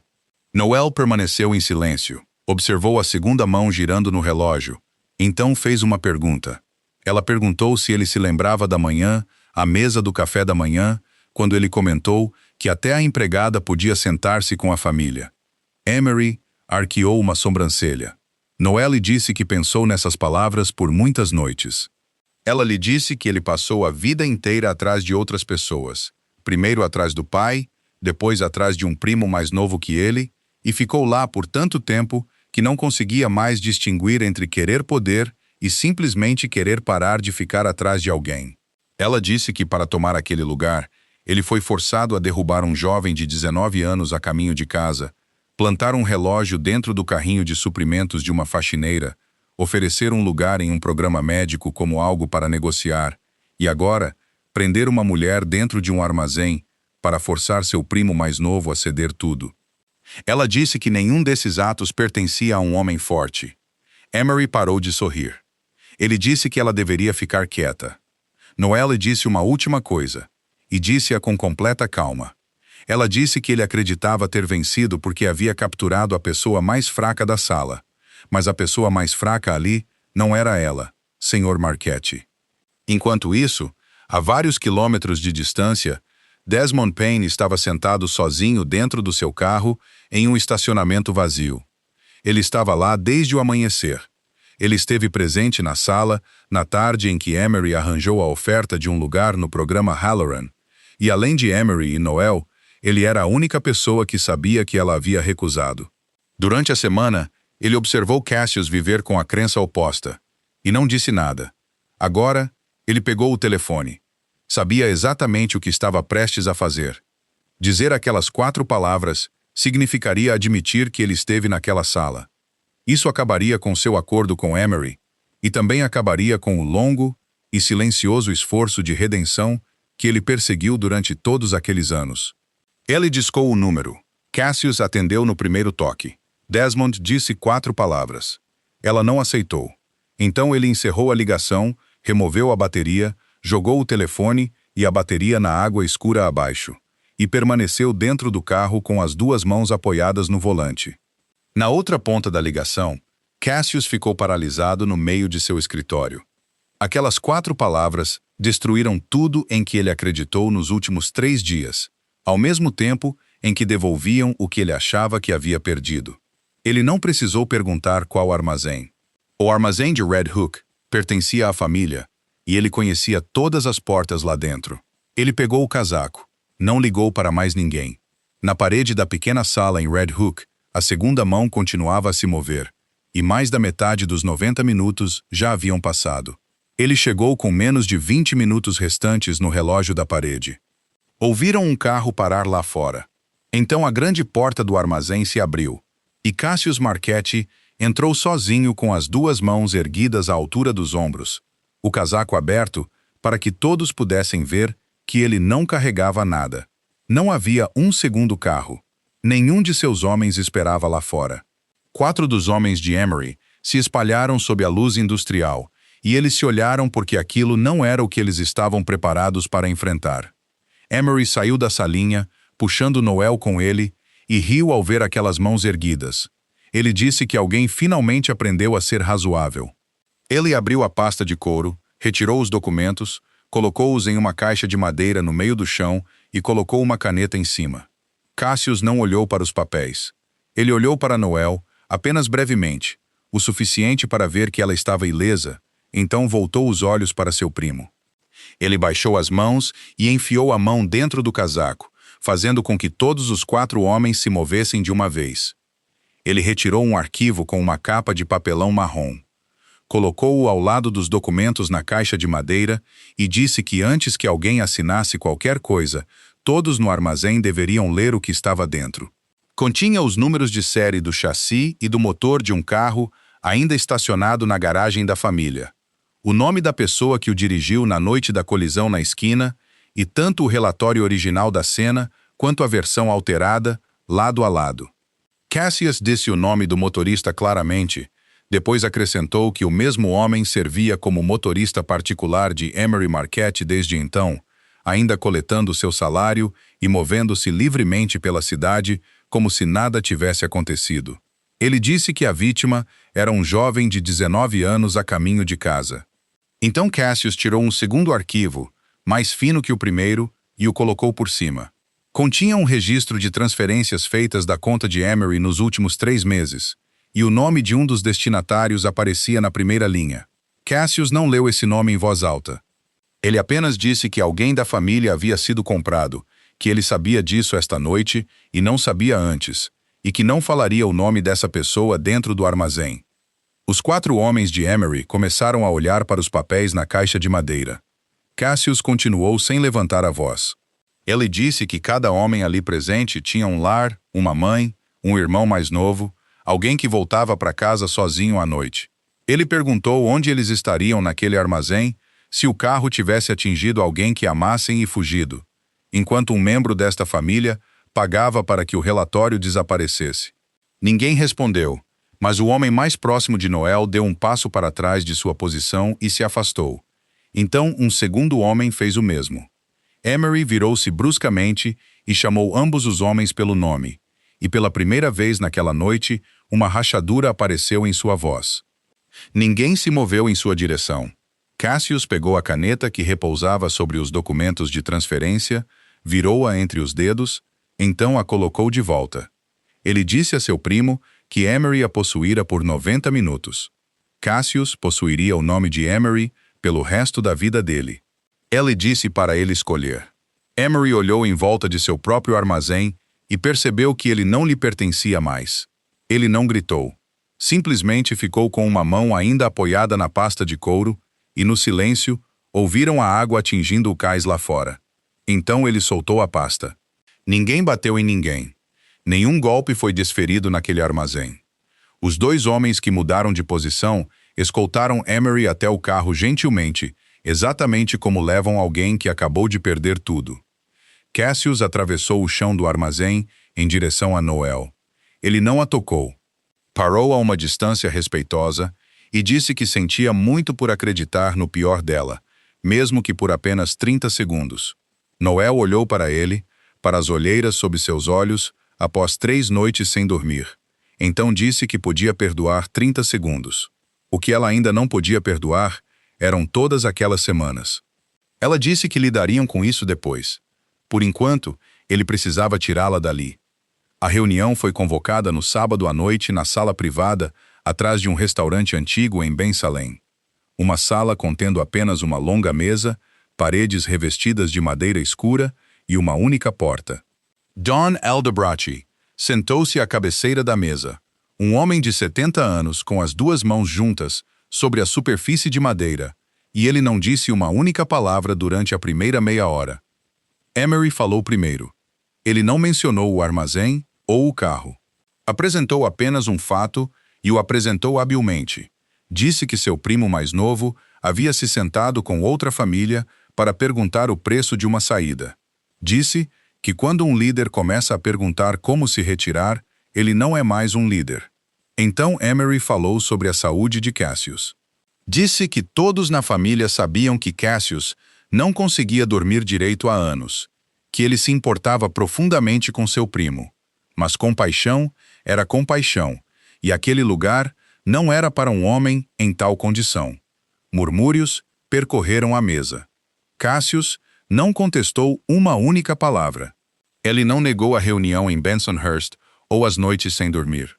Ele simplesmente se levantou e pediu permissão a Donaldo para invocar uma lei antiga que estabelecia que o acusado tinha o direito de trazer para a sala uma testemunha que não lhe devia nada. Quase todos na mesa objetaram ao mesmo tempo. Um homem disse que ninguém havia invocado essa lei desde a geração de seus pais. Outro perguntou francamente quem Cassius pretendia trazer. Donaldo bateu com um dos nós dos dedos na mesa exatamente uma vez. O salão silenciou. Ele disse que uma lei antiga ainda era lei, então ordenou que alguém abrisse a porta. Noel Draper entrou na sala privada atrás daquele restaurante, usando seu suéter cinza, desgastado nos cotovelos, e passou por mais de uma dúzia de olhos observadores em direção à cadeira vazia no meio da mesa. Ela colocou seu caderno encadernado com cantos gastos na superfície de madeira. Então ela disse a primeira coisa, e não foi o que ninguém esperava. Ela disse que tudo o que o Sr. Emery acabara de dizer sobre a saúde de Cassius era verdade. Ela abriu o caderno e começou a ler sem omitir ou suavizar nada. Ela leu sobre as noites em que ele não dormiu, nem por um minuto. Ela leu sobre os episódios às 3 horas da manhã, quanto tempo duravam, e se ele conseguiu deitar novamente depois. Ela leu cada detalhe da pior semana, sem remover uma única palavra. Todos na mesa ouviram, e Emery recostou-se em sua cadeira com a expressão de um homem cujo trabalho estava sendo feito por ele. Então Noel virou-se para as páginas posteriores do caderno. Ela disse que era enfermeira, e enfermeiras registram tudo o que acontece em torno de um evento, até mesmo os detalhes que parecem totalmente não relacionados. Ela leu os horários de chegada e partida de cada pessoa que entrou naquele andar. Noite após noite, ela leu a entrada da noite em que 2 pares de faróis mudaram de faixa dentro do Battery Tunnel, incluindo a hora exata. Então nomeou as 3 pessoas que sabiam o trajeto naquela noite, 2 das quais estavam dentro do carro. Ela leu cada ocasião em que o Sr. Emery havia entrado no andar. Então leu uma data que correspondia a outra data dentro do arquivo marrom que estava sobre a mesa desde o início da audiência. Ela fechou o caderno. Ela disse que se eles queriam saber se Cassius era fraco, ela já os havia respondido. Sim, ele era. Tudo estava registrado naquelas páginas sem que uma única noite faltasse. Mas eles estavam julgando a pergunta errada. A pergunta não era se ele era fraco. A pergunta era o que um homem fraco fazia com os mais fracos que ele. Então ela acrescentou que durante todas aquelas noites, ela não viu Cassius voltar sua raiva contra alguém mais fraco que ele. Nem uma única vez. Ninguém na sala falou. Donaldo estudou Emery por um longo tempo. Então proferiu seu julgamento em 3 frases curtas. O nome de Emery Marchetti foi riscado das 5 famílias. Todo o seu território foi tirado dele. A partir da manhã seguinte, ninguém na cidade lhe deveria nada. Foi a sentença mais dura que aquela mesa podia pronunciar, e não exigiu que uma única mão fosse erguida contra ele. Cassius não revelou o nome de Desmond Payne. Ninguém perguntou, e ele não o disse. Antes que todos se levantassem para sair, Cassius pediu permissão para dizer uma última coisa. Ele disse que ainda queria aquela saída. E concordou em pagar o preço que lhe foi dado em Bensonhurst. Todo o seu território seria devolvido às 4 famílias restantes.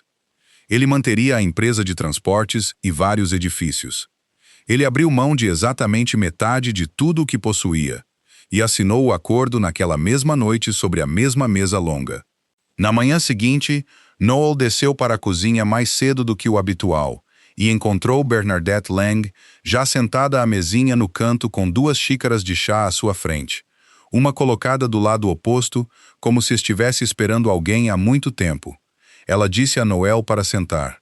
Então ela disse que havia algo que deveria ter dito a ela naquela primeira noite perto do elevador e que havia permanecido em silêncio durante todos aqueles meses porque não sabia por onde começar. Ela colocou as mãos na mesa, as mãos de uma mulher que passou a vida inteira em casas que não lhe pertenciam, e começou a contar a história. Ela disse que era ela quem havia trazido a mãe de Noel para aquela casa. A dona da casa estava muito debilitada naquela época. Uma enfermeira após a outra foi substituída e nenhuma delas permaneceu por mais de algumas semanas. Então Bernadette perguntou a todos que conhecia, até que um conhecido recomendou uma mulher chamada Colleen Draper. Bernadette fez a ligação telefônica. Ela abriu a porta quando a mãe de Noel entrou naquele hall de entrada de pedra escura pela primeira vez. As duas mulheres trabalharam sob o mesmo teto durante os últimos meses de vida da patroa, compartilhando turnos, compartilhando as longas noites e comendo juntas na mesma mesinha, no canto da cozinha, onde Bernadette e Noel agora estavam sentadas. Bernadette disse que nunca conheceu ninguém que realizasse aquele trabalho da maneira que a mãe de Noel o fazia. Outras pessoas cumpriam seus deveres e iam embora. Sua mãe ficava. Bernadette disse que havia noites em que ela passava pela porta do quarto e ouvia canto vindo de dentro, e ela ficava no corredor por um tempo antes de seguir em frente porque sentia que não deveria invadir aquele lugar. Então, a patroa morreu.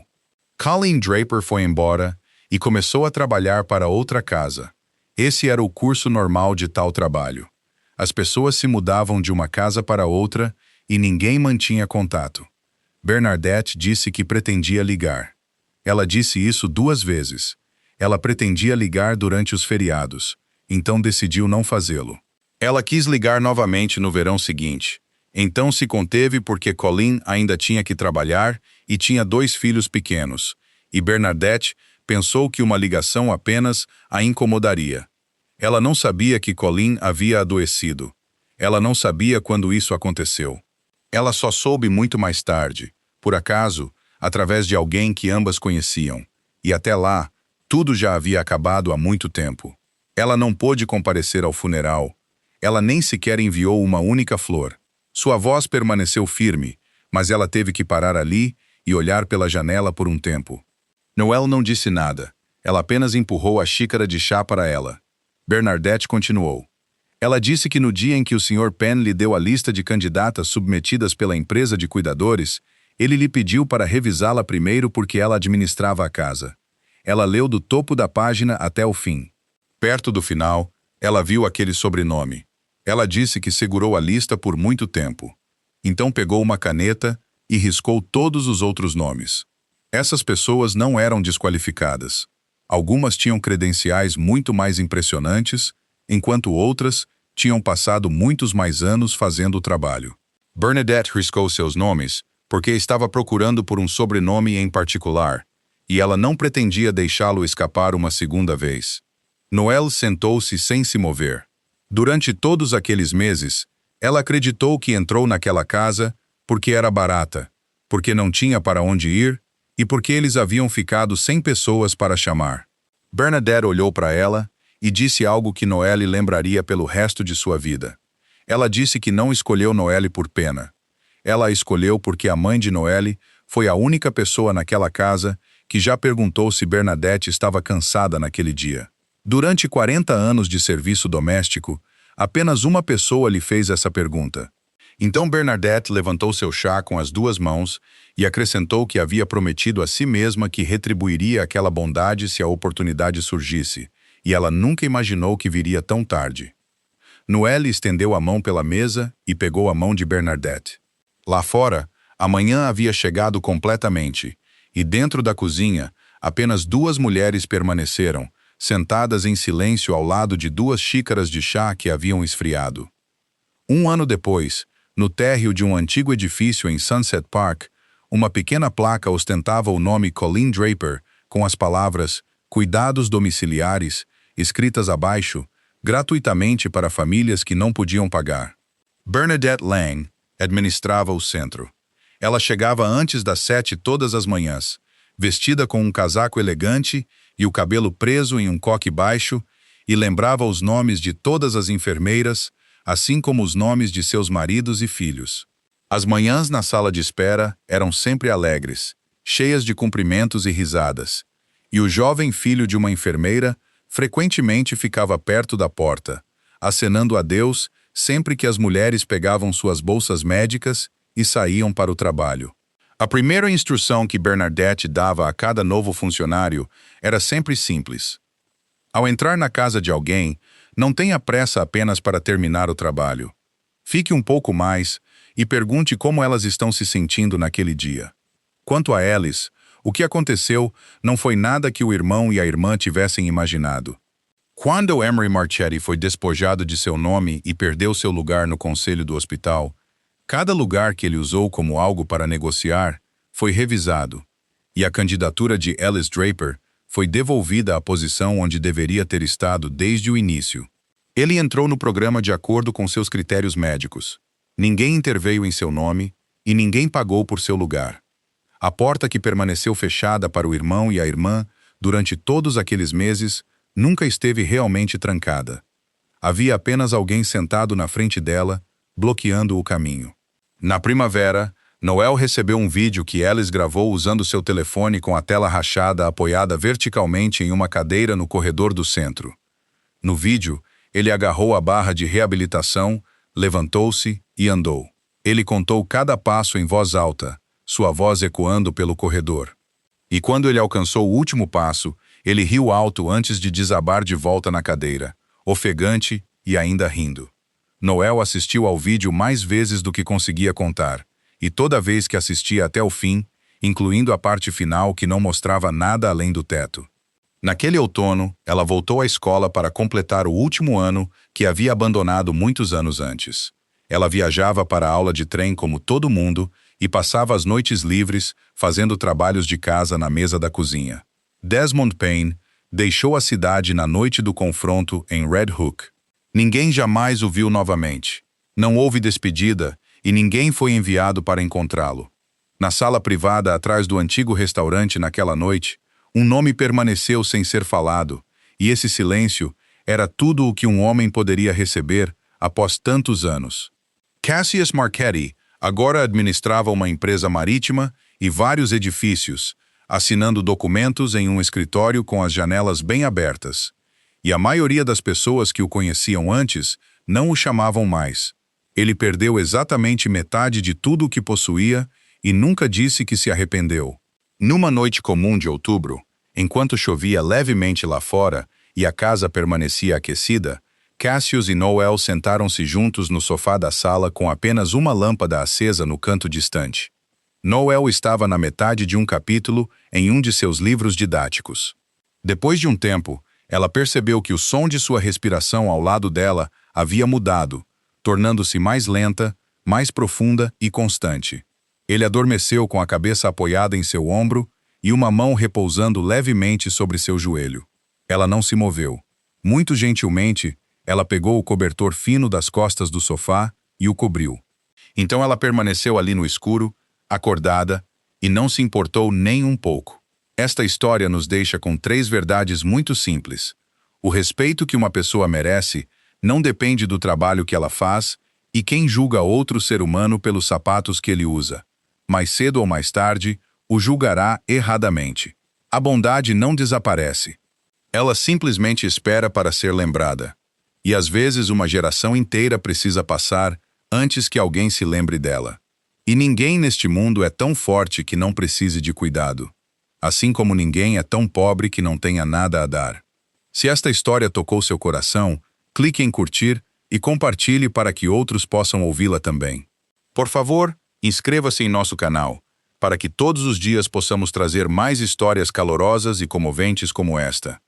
E o que quer que você tenha sentido sobre Noel, sobre Bernadette e sobre aquele homem, por favor, deixe algumas palavras nos comentários. Gostaríamos sinceramente de ouvir os sentimentos que vêm do lugar mais profundo de seu coração. Desejamos a todos que assistem a este vídeo boa saúde, uma vida alegre e paz em todos os dias que virão. Adeus, e esperamos vê-lo novamente no próximo vídeo.